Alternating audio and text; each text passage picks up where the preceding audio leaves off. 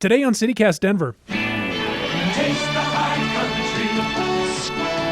Taste the high country. Once you taste the high country, no downstream beer will do. Here in Colorado, beer is big business. But now, thanks to the pandemic, the craft brewing industry is in turmoil. One of our state's biggest companies, and also one of the country's biggest suppliers of aluminum cans, Corp, is telling craft breweries, we can't handle your business anymore. All this has led the industry to worry about how much costs are going to increase. One person said a $9.99 six-pack today is going to be $13.99. And that means starting next week, those craft brews might start sounding a little too much like frou-frou city beers. It's no downstream beer. It's no city beer. It's Coors. Ed Sealover is the beer reporter at Denver Business Journal, and he's on the show today with a very Colorado story to tell. Today is Thursday, February 24th. I'm Paul Caroli, in for Bree Davies, and this is CityCast Denver.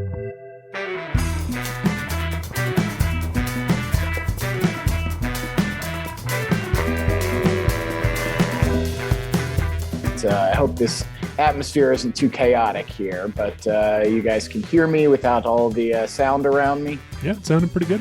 Okay, good. Ed Sealover, welcome back to CityCast Denver. Thank you very much. It's great to be back. So Ed, I've been reading your stuff, and I'm concerned. It sounds like there's a conflict brewing between local craft brewers and their main supplier of aluminum cans. That seems like a big problem. Can you explain what exactly is happening, please?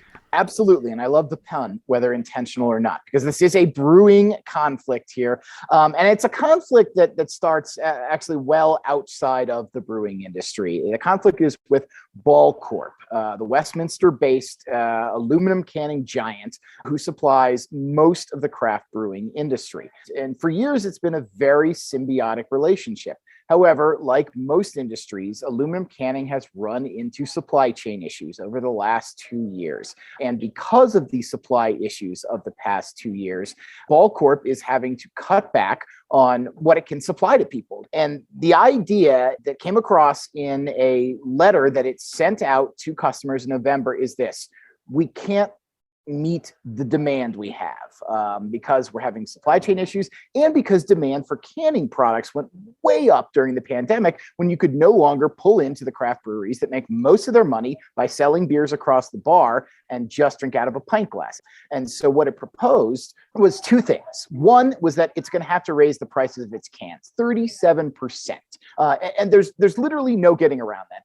That's not even the issue that craft breweries are complaining about. The second issue, however, was that because of its shortage of cans, it said that they were going to have to quintuple the orders that they put in for any laser printed cans. These are cans where you have labels on them that are embedded right on the cans rather than you put a sticker on the can to show your label, to the point where anyone doing that would have to order slightly more than 1 million cans per brand, not per brewery, but per se your top seller. Otherwise, people would have to go through third parties to both order and to store their cans until they were ready to use it. All this has led the industry to worry about how much costs are going to increase. One person said a $9.99 six-pack today is going to be $13.99 by the middle of next year, and whether the industry can fairly compete against major breweries like Anheuser-Busch, who have formerly craft brands. You think about Elysian, think about Breckenridge, think about Goose Island, that they are able to continue getting printed by Ball because they are a major contractor of Ball, and that they are able to store at the same time. So that's the big picture. And there's a lot of twists and turns there, but I hope that kind of sets the stage for the worries that craft breweries have right now. So what are these small brewers saying about this? Like, are people outraged? They are. They feel in a lot of ways like they've had someone they relied on turn their back on them. Ball has always, before this, been a good partner. And Ball has really pushed the idea that it wants to help small businesses as well. But now that it comes down to the choice between, okay, how do I deal with the idea I've got more demand than I can supply right now, they feel like Ball has turned to the big money producers and is kind of throwing them to the side. Now, it's interesting that U.S. Senator Ron Wyden of Oregon, a state that has a craft brewing scene that is competitive and right up there with Colorado's in the national scope, wrote to Ball and said, look, can you please not do this? This is really bad. This is going to hurt a lot of our businesses, and we want to see if you can put that off. And Ball agreed to that. Actually, March 1st is the deadline it gave craft breweries. It said, we're going to extend our current policy that will allow us to print less than 1 million cans at a time, that allow us to store your cans until you're ready to use and to fill them. But March 1st is coming up quickly. And as of this morning, the Brewers Association tells me there's been no resolution to this yet. So there's a lot of limbo right now. So we're in this limbo until March 1st. That's Tuesday. It sounds like Ron Wyden, the senator from Oregon, moved the needle with his letter. I can't help but think about Colorado's own craft brewing senator, John Hickenlooper. Does he have anything to say about this? That has actually been kind of a discussion point in our newsroom, is that no, Hickenlooper hasn't had anything to say in this. And I don't know if that's because he's talked to Wyden and he's going to let him carry the ball on this, or what. But you know, the only brewer, or the only former brewer currently sitting in the U.S. Senate is not jumping up to head up this issue like Oregon's senior senator is. Maybe he's more of a Ball Corp guy these days. I don't know. You know, let's remember back when John Hickenlooper was a co-owner of Wynkoop Brewery. This is 1988 until he became Denver mayor in 2003. They would have scoffed at the idea of canning. They were all selling across the bar. So maybe it's also an issue that he's never been familiar with in the craft brewing community. Hey all, I'm Jamie Lynn Sigler, a mom, actor, and advocate. I know how overwhelming it can be trying to decide which treatment is right for you. I've been there.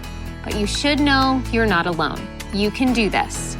Start with some research, talk to the community, and most importantly, don't be afraid to ask your doctor questions. You might find results that speak for themselves. That's how I landed on Kesimpta. Ask your doctor if Kesimpta, ofatumumab, could be right for you. You can check out the details at kesimpta.com. All right, so let's come back to the craft brewers themselves. If I'm, say, a Westfax or a Dry Dock, can I just go get my cans from somewhere else? There are not many canning companies in America that can do this kind of work at this size. In fact, mergers and acquisitions by Ball over the last decade have really cut down on the number of competitors out there. And as the Brewers Association told me, even those competitors that still remain are largely contracted up. They can't take on any more work now because they have limited abilities as well. So it's kind of a no-win situation where breweries not only are facing these large price hikes that is going to have to either make them take even less of a profit, or will have to make them raise their costs to consumers that aren't quite ready to pay a lot more at this point, it seems. Or they're just going to have to cut back on what they can put in cans. And for some of them, that could be a big business hit. And I alluded to this earlier, but one of the things, if these Ball changes go through, that a lot of breweries will have to do is they will rely not on a canning company to etch in their labels onto the cans, but will put them on via stickers. They're going to have to buy their own stickering machines, and these are more labor intensive. They'll probably have to either hire more people or take people off other duties to run the stickering lines to make sure all the cans have their labels on them. So it's a series of little things that may not be raising the price of aluminum 100%, but that eventually is going to be pretty costly to the brewery, and the brewery is going to have to find some way to recover that. And so it's then you're in the conundrum of how you get something out there at a price point that consumers will buy without losing your market share. Those stickers, I have noticed that before. We have to talk about that. It's such a tiny thing, but like, I don't like it as much. I don't like feeling the edge of the sticker as much as the printed label. Do you have an opinion on that? Do you think that matters to anyone else? Where I think it matters a little bit is that stickers are they make some cans non-recyclable. Oh. People are going to have to peel those stickers off, in which case the cans can be thrown away in the recycling bin. Stickers can go to the refuse pile. But honestly, how many people are going to do that? And that, in some sense, is going to make it harder to get those cans out there if people suddenly start turning a weary eye to them, saying this is going to force even the recycling centers to take these cans and throw them into the pile going to the landfill, and that's not going to be the solution that I'd hoped for. And that's worth noting because one of the biggest reasons that brewers moved to cans starting about 12 to 14 years ago is because they were better for the environment and more recyclable than the glass that they were using. So we have to talk a little bit more about Ball's role in this, because they're this huge company, and in some sense they've fostered this craft brewing community here in Colorado. And, they've provided this more environmentally friendly option. But here they are apparently choosing the mega breweries over the little guy. I've got to think that they're not happy about this either. They're probably scrambling. What do you think is going to happen here? How's this going to shake out? Well, there is a possibility that things can go back to something close to normal in the coming years. Ball has 5 different plants in America that it's either expanding or just starting from scratch now. It sees the demand. It doesn't expect demand will ever go down for its canned products, and that be for beer or for any other industries. And it says, in a couple of years, we'll be able to supply these needs. But that's a couple of years. The question is, can breweries hold out that long? And will breweries feel scarred by the time that's happening again? And that, assuming, hopefully, we are not dealing with the same supply chain issues in 2024 and 2025 that we're dealing with in 2022. I think some breweries will go to the strategy that they're going to can less and hope to sell more across the tap room. I think you're going to see maybe a brewery that puts out 10 to 12 different beers in cans now drop back to 5 to 6 and hope that the tap room business is going to come back as the weather warms, as coronavirus subsides, as people get back to what we think is going to be normal life. I think that's the soul searching that's going to be going on. How much do I want to package my beer versus how much am I going to make you come into my tap room to get the beer like we used to before coronavirus? I really like thinking about that, the way the economics of this whole situation really does have a direct impact on the culture of beer drinking. That's such a fascinating connection. But I want to go back for a second to the supply chain issues. I mean, what are we talking about here? Is this like an aluminum shortage, or are there other problems that Ball is dealing with? It's an aluminum shortage that, most of the aluminum that Ball gets is not being, made here in America. It's coming from Canada, it's coming from other countries, and it's coming from places where the factories are being shut down or being limited in their operations by coronavirus cases, as we've seen over and over and over again during this pandemic. It's not unlike any other industries, such as the outdoor recreation industries that are ordering products from China and from Vietnam, but finding, oh, well, this factory is going to be offline for the next several weeks, so good luck with that. And then you're dealing with the shipment problems where because of the glut of orders for cans and the paucity of liners or other transportation options to get them here. We've all seen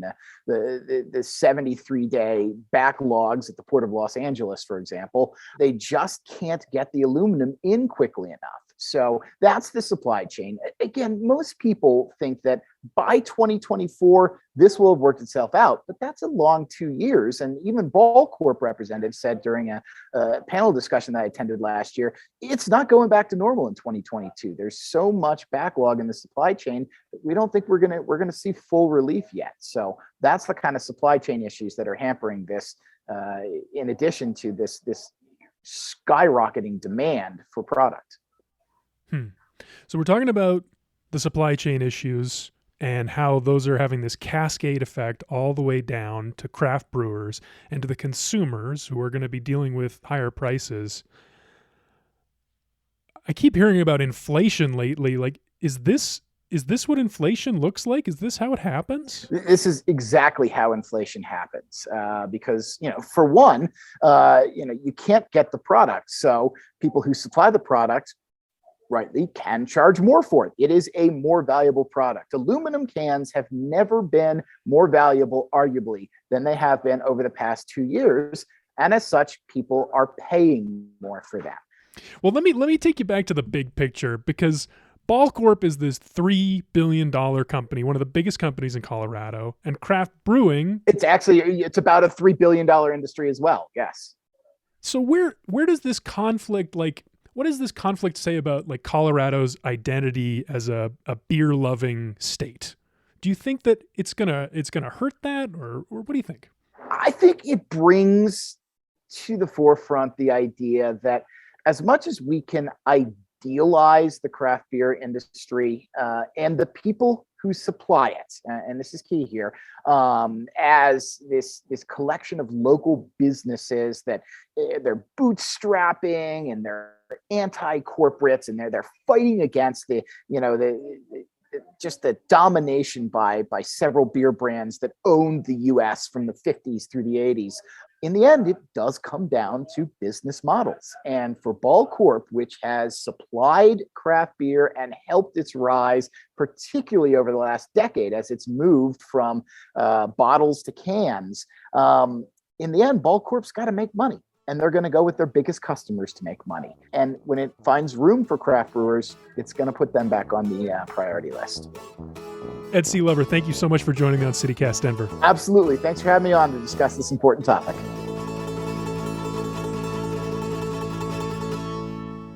And here's what else is happening in Denver today. Ever since the tragic death of 5 people in Commerce City over the weekend, we've been talking about fentanyl, a synthetic opioid that's 50 times stronger than heroin. According to the Colorado Sun, state lawmakers are rethinking a 2019 law that made possession of up to 4 grams of some drugs a misdemeanor.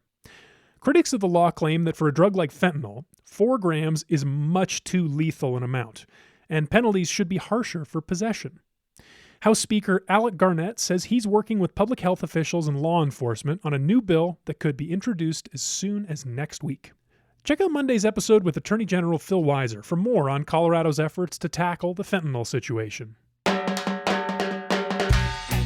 That's all for today here on CityCast Denver. If you enjoyed the show, why not take a minute to tell a friend about us? Rate the show wherever you get your podcasts and subscribe to our morning newsletter. Today in the newsletter, we've got a special recommendation from Ed Sealover on the beer that he's filling his growler with these days. And sounds pretty good to me. You might want to catch it. We'll be back tomorrow morning with more news from around the city. See you tomorrow.